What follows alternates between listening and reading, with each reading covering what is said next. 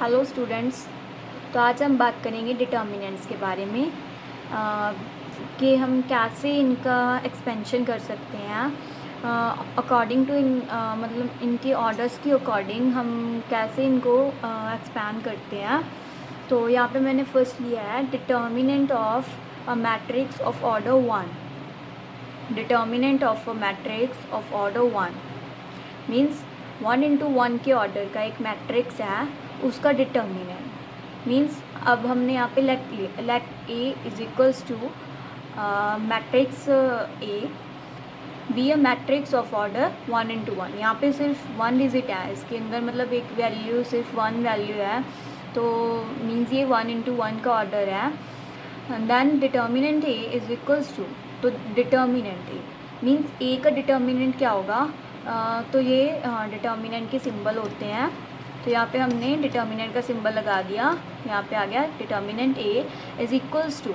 अब A equals to क्या था, ए मैट्रिसेस, तो इसलिए यहाँ पे आ गया ए का डिटर्मिनेंट इज इक्वल्स टू ए। यहाँ पे ओनली 1 डिजिट था, तो जब 1 डिजिट होता है तो उसका डिटर्मिनेंट भी ए ही होगा, मतलब इसको जब हम एक्सपैंड करेंगे तो ये ए ही आएगा।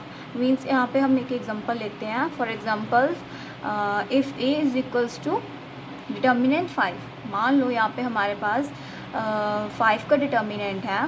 Then determinant A is equals to determinant 5 is equals to 5, means यहाँ पे 5 था तो यहाँ पे भी 5 आएगा।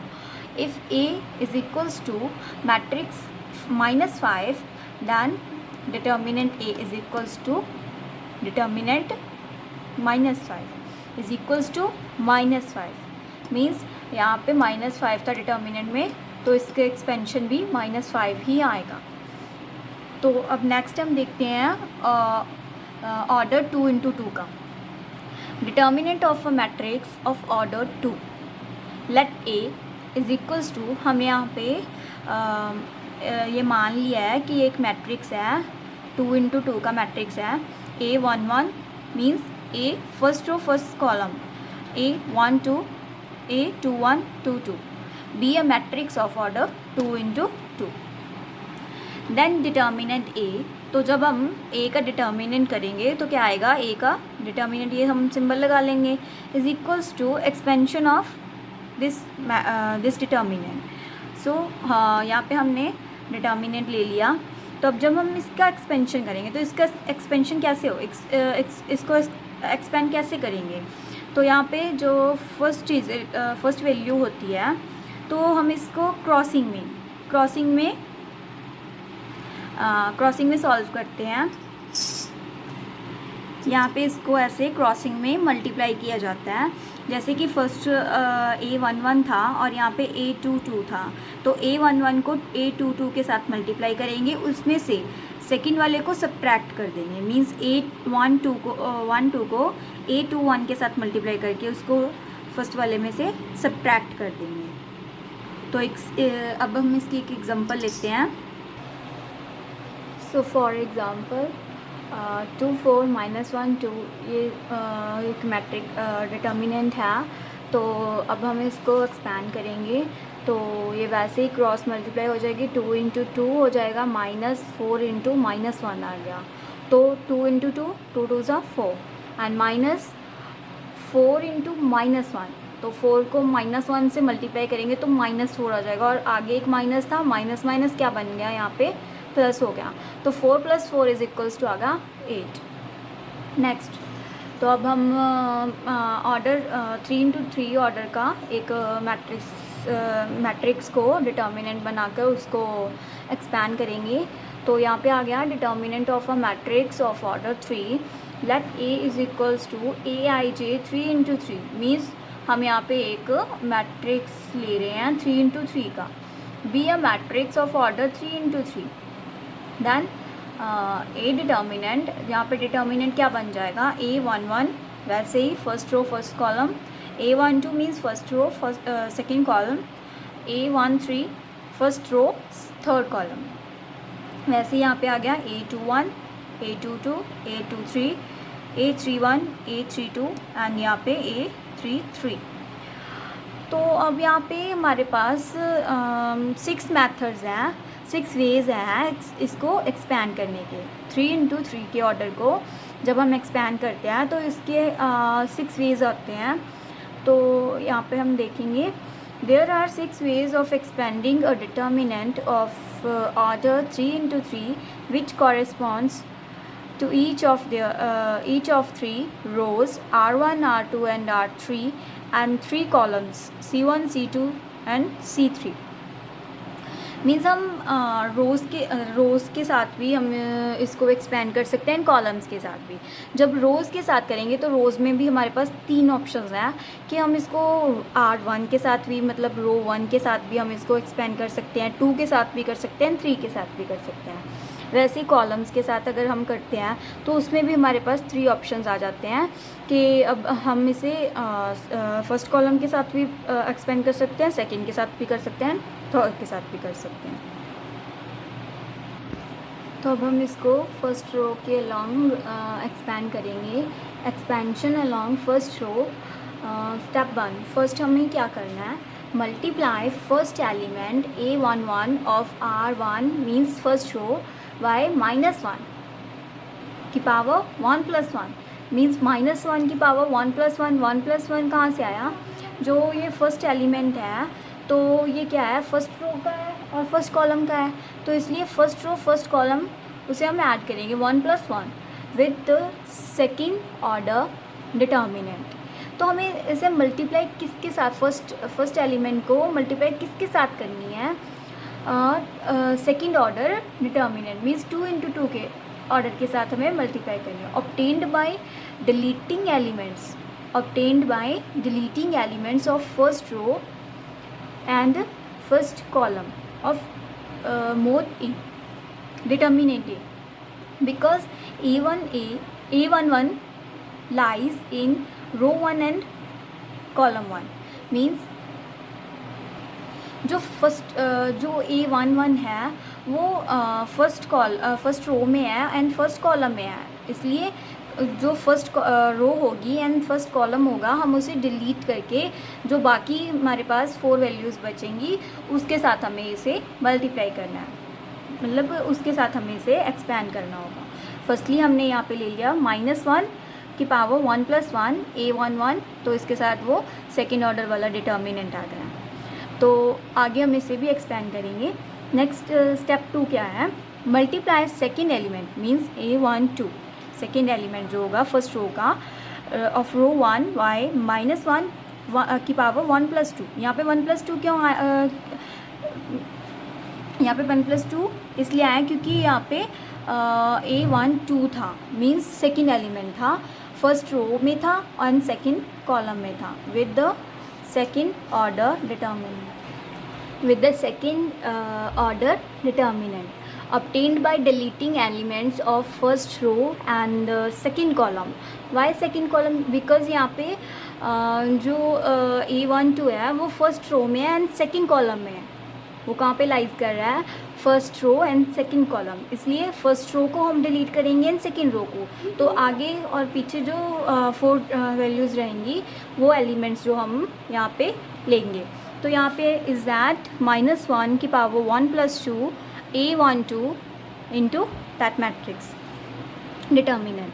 स्टेप 3, तो हमें आगे कौन सा स्टेप लेना है, multiply third element A13 of row 1 means first row का थर्ड एलिमेंट लेंगे बाय -1 1 + 3, इसके साथ हमें इसे मल्टीप्लाई करना है with the second order deleting first row and third column, because जो एलिमेंट A13 है वो first row and third column में लाइज करता है। So third column of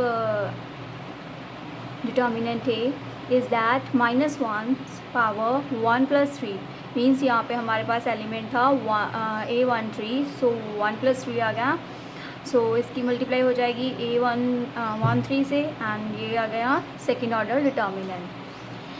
step 4, next step क्या होगा, expansion of determinant A is equals to determinant A is sum of all 3 terms obtained in steps 1 to 3 मीन्स हमने जो भी अब तक स्टेप्स लिए 3 स्टेप्स थे तो उन सभी का हमें यहाँ पे एडिशन लेनी है उनकी।